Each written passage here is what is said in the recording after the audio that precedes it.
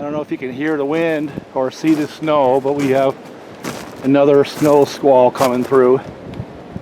And I have some of the stuff on the ground that I wanted to pick up from one of the other videos before it gets completely snowed in. Doing my normal thing. Set Widowmaker up there. I think I pointed it up before. But this is beautiful out here. See, we're on the eastern side of the hill. So even though if you hear the rush of wind, we're not getting the full blast. It's going over the top. Well, I like it out here. I like it out here this time of year. I know people think that's crazy, but it's just me. But while I can get out here, this is usually a very wet area. I mean, I can get out here without chains. It's all froze up right now. So, get what I can, you know. It burns, it all burns.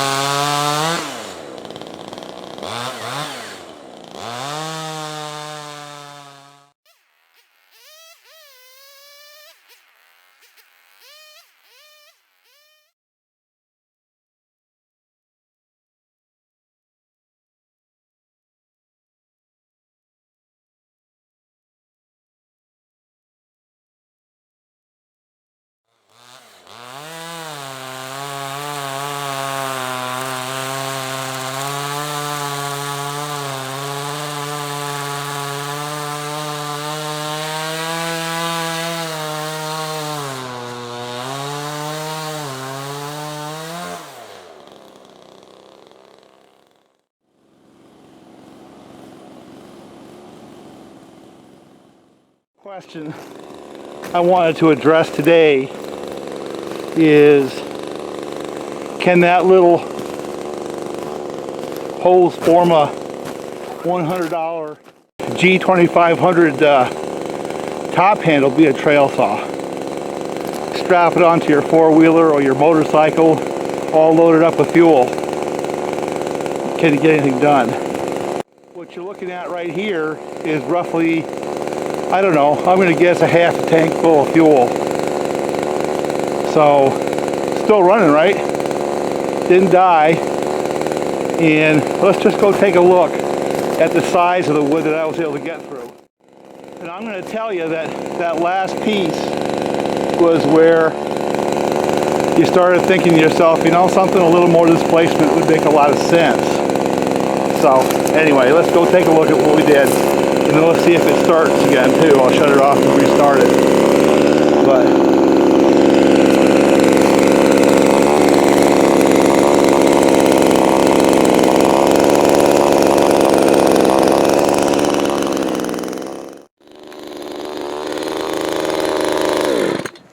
all right, let's see if it restarts.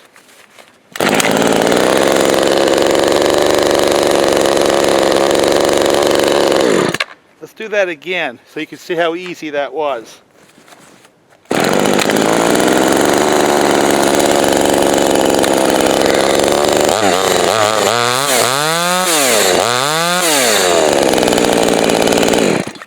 It's all jammed up with ice on the inside. You know, the chain's all tight.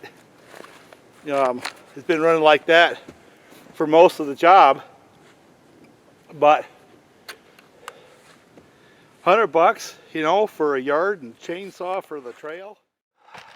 Let me put it on top of its trophy pile so you can get a sense. You know, each one of those cuts could be halfway through a tree that fell across the trail, right? So I guess the point being is, for a, you know, for a person who's cutting a little bit of trail, nip and tuck through the woods, being on a snowmobile or a quad or something like that, even in your backpack, how much can you get done? And of course, the competition to that's a battery saw, right? I can't remember if that's a 10 or a 12-inch bar. Might be a 10. But roughly, that's about as much as you want to take with that little saw. You know, it gets pretty bogged down in that size wood. But anything less than that, and remember, this is frozen hard maple. So, you know, if you're out west in the pines, Colorado, Wyoming, places like that, you know, Medicine Bow National Forest and places like that, where you got to go cut your way through a few trees to bust out into the road because you got yourself lost. I'll tell you what, $100, and it has shown no signs of reliability issues. I got a tweak on the carburetor, but it works. It works pretty good for what it is. So now let me see if I can get myself up out of the woods. I don't know if this is going to pick it up, but those rings in this tree are very, very, very close together. And a lot of these trees have been here for a very long time. And part of the problem I have is there's just not enough soil, so there's really not enough nutrition for them. So they're not going to get very big unless I get a lot of them out of here. You might have 1.5 feet, 2 foot of soil on top of hard pan in this woods, which is one of the reasons why I'm trying to thin these out. Let some of the younger ones get up there, and the other ones that are nice and straight, you know, let them get a little bit of size. Once they're not competing as much for resource, they might, I'm not going to guarantee, but they actually might, you know, grow up a little bit. So I see someone's trying to get to me on the telephone. Yeah, it's getting dark.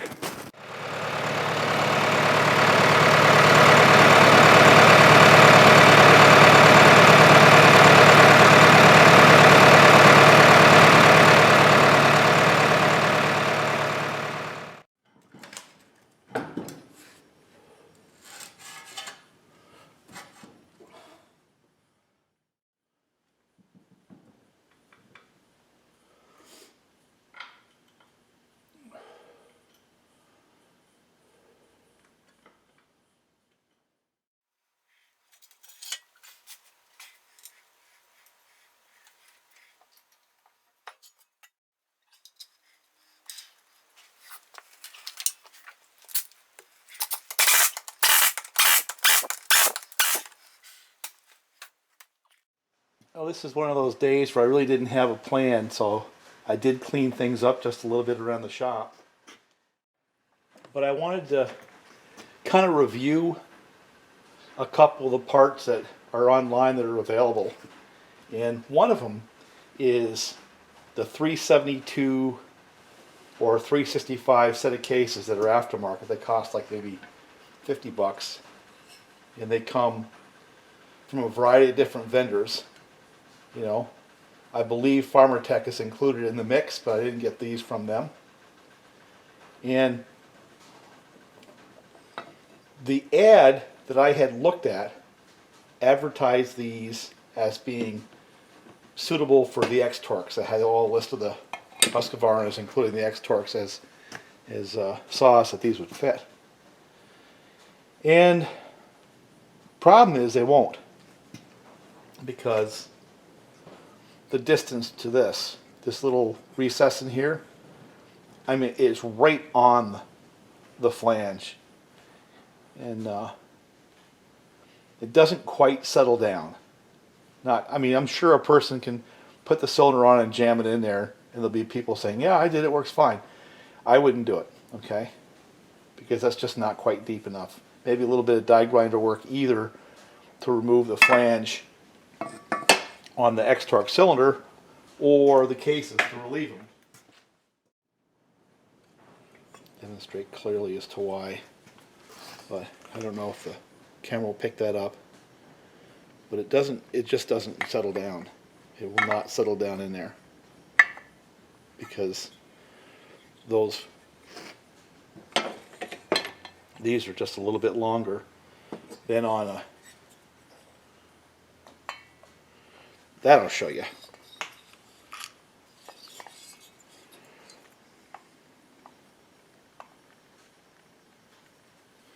This will work fine.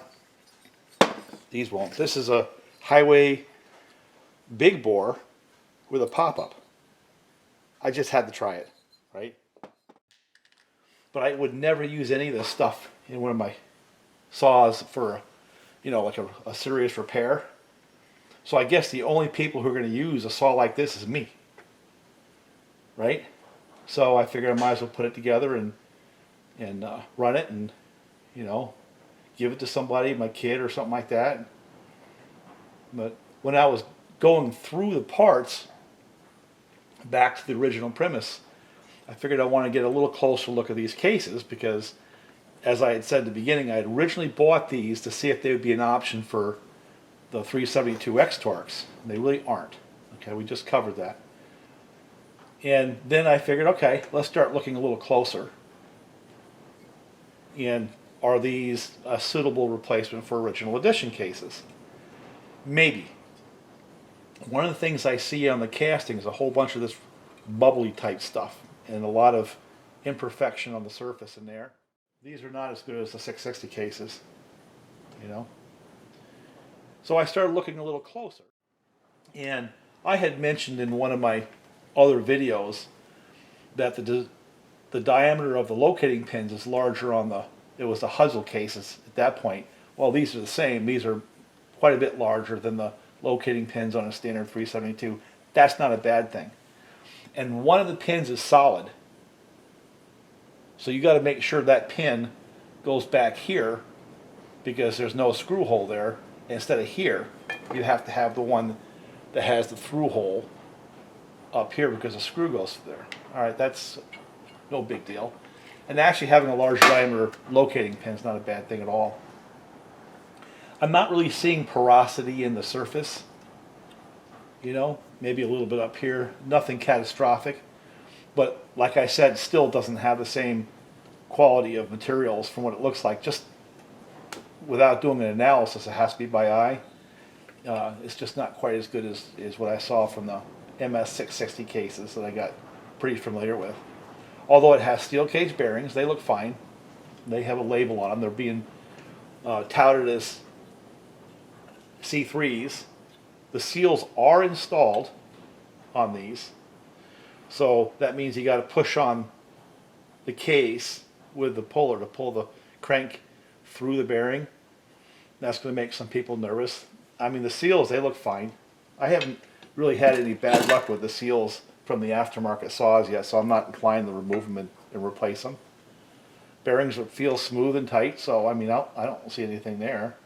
You really can't tell until you run them for a while. But there are a couple of differences, very subtle in the cases, than what the OEM cases look like. You know, I already pointed out the depth of the recess. But also, if you look very carefully in the oil tank, the OEM cases have got a stiffening ribbon here. And these do not have that stiffening rib right there. And I wonder if these were patterned after the original 371 cases versus the actual 372.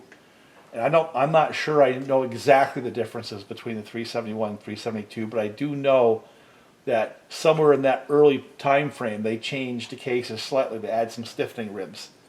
Bob would have to say if that was one of them, but just notice there is no stiffening ribbon here. Does that mean it's going to fail?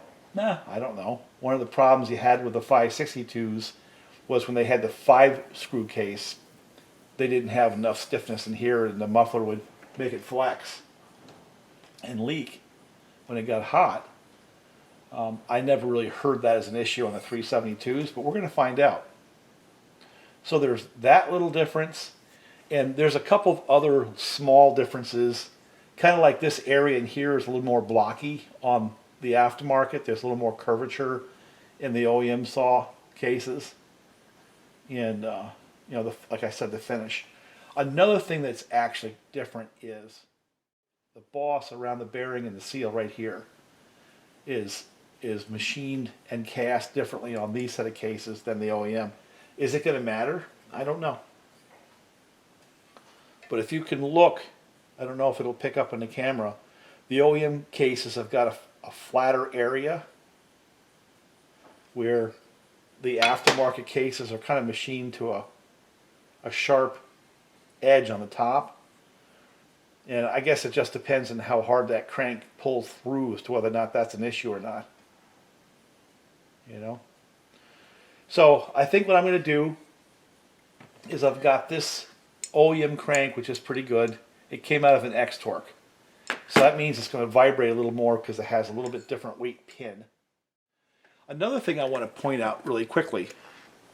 This, changing gears, here's an aftermarket tank handle that you get from Huztl, and you can tell because it's got that red plastic throttle cable, and also notice that there's a nice and round here, actually very much like OEM. For that matter, the feel of the Huztl tank really is very much like the OEM. It's actually pretty nice. And the reason why I'm bringing this up is because I've been getting a lot of feedback, positive and negative, about why I wasn't thrilled with the G372 XT, but I was more thrilled with the G372, which was supposed to be the 65 cc version of that saw. Well, this is one of the reasons why I like the G372, because the tank handle that they ship with those is this one right here. And I'll tell you what, it's very, very nice. I haven't had any of them crack because of cold weather. The actual dimensions and the feel, the way the curvature is much, much closer to the OEM tank handle than the one that comes on the G372 XP, which is a lot blockier. Let me see if I've got one right here. This has much less curvature, much less of a blend. You know, it's very square, and this is different. But there's other changes that are different between this particular offering and the G372 that make me like the G372 better, and I'll go through them as I run into them. But I like these. I was going to actually do a video where I upgraded the G372 XP with Huztl parts, sort of as a goof. But then I realized that I'm not testing these parts if I do that. I've basically taken them out of the equation. And even though I'm not a fan of the shape, if they don't fail, does that mean that they're an acceptable part? And I guess the answer is yes. The only things that I'm going to have to change on that G372 XP are related to the chain brake handle and stuff like that, because my big old hands don't fit in there.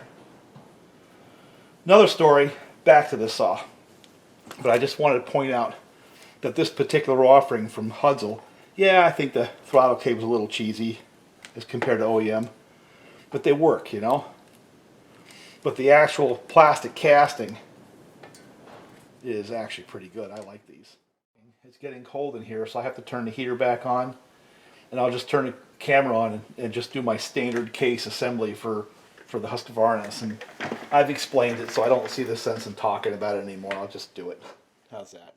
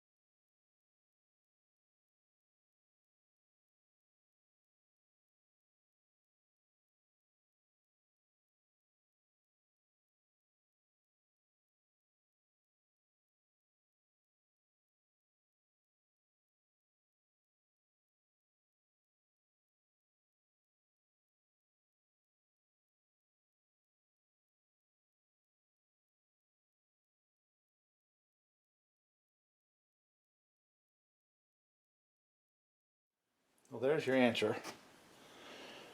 That's actually a protrusion, so it's the distance from the center line of the wrist pin to the top of the piston crown is the same on both of these, and that's a little more.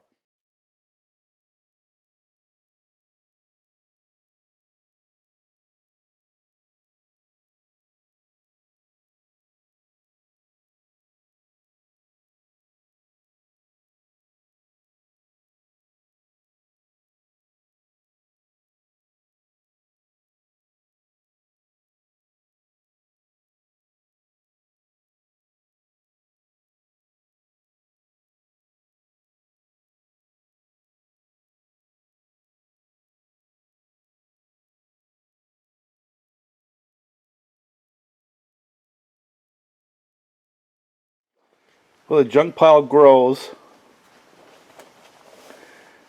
Got a couple of these 372s donated. You know, one of them turns. You know, it's fairly complete actually. Might be able to turn that into a project. The other one doesn't turn and had a broken handle. And some more of these 441s. I guess I got about 6 or 7 of them now. So it's about time for me to turn one of those into a project saw. Time willing, I'll be able to do that. I'm kind of interested in those saws. I've run them and I like them. I had one on the channel for a very short period of time, and then I basically retired it. It's hanging up somewhere, you know, runs good. But I always wanted to take one of those and do a similar type of build that I had done with either a 576 or a 562, where I do a pop-up. Just basically increase the compression, you know. Well, I've got to reshoot this section of the video because I had my computer running in the background, running some videos off of YouTube, and realized that that's probably not a good idea, copyright and all that kind of stuff. So I'm just going to chop that section of the video off and replace it with a less than impromptu, more staged presentation. And I apologize for that. First, I was making commentary on the handles that you get from Huztl. And I'll leave a little bit of that in there.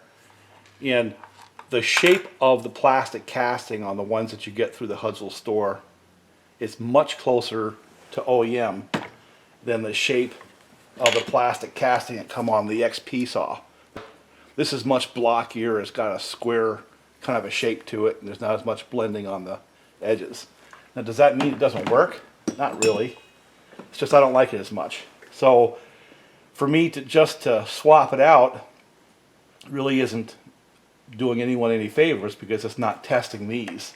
Fact of the matter is, the very first Huztl saw I did back in 2013 had this particular tank on it. Didn't like it then, don't like it now, but I can't honestly say that it failed. So it doesn't mean it's a bad part, it just means I don't like it. You know, there's a big difference in there. I like these a lot better. Just in a lot of ways, the Huztl offering is much closer in shape and feel to the OEM one. The quality of the plastic, it seems to be alright. I have yet to have one of these crack, you know, and I use it year round in the winter time. You could probably see the breath right now. So, you know, it's good stuff. For a replacement handle, to get some more time out of a saw if you busted a handle, this is a perfectly acceptable solution. These off the Huztl store. Now, the Hyway. When I measured the squish on this without the base gasket, it was like 27 thousandths. And I did a little bit of measuring from side to side and front to back on the squish. Kind of gives you a sense of bore alignment, because I've had some bore alignment issues with another brand. And this one seemed fine. That pop-up is a protrusion into the combustion chamber from the stock dimension. And that's a good thing. So, a no base gasket build, I mean, you bring it from 40 thousandths down to say 27, you pick up a little compression there, and then this pop-up, taking more volume away from the combustion chamber, gives you a little bit more compression. To make this run really crisp, I would want to take 5 thousandths off the base on a lathe, or 25 thousandths and put a base gasket back in there. I don't like doing that on some of these because the flange just simply isn't very thick, and when you start pushing down, those ears will actually flex. I've seen some hot rod saws do that. But this Hyway part looks pretty nice. I mean, the casting looks pretty good. You know, the symmetry is okay, good enough. You know, OEM is not a whole lot better. At least the last one I've gotten was not a lot better than this. The piston looks nice, looks well done. You know, I don't have any complaints at all with the fit and finish of these products to this point in time. But that's it. I mean, that's what's going on here. I'm going to go ahead and build this saw. Get a couple years on it and a couple years on those top ends, and not just a sample of one, but I get a couple of saws out there with those bottom ends and top ends, and I can honestly tell you whether or not they can be a substitute for OEM. But at this point in time, I just simply don't have enough data to make that assessment. My speculation is they'll make money, you know. These actually look pretty good.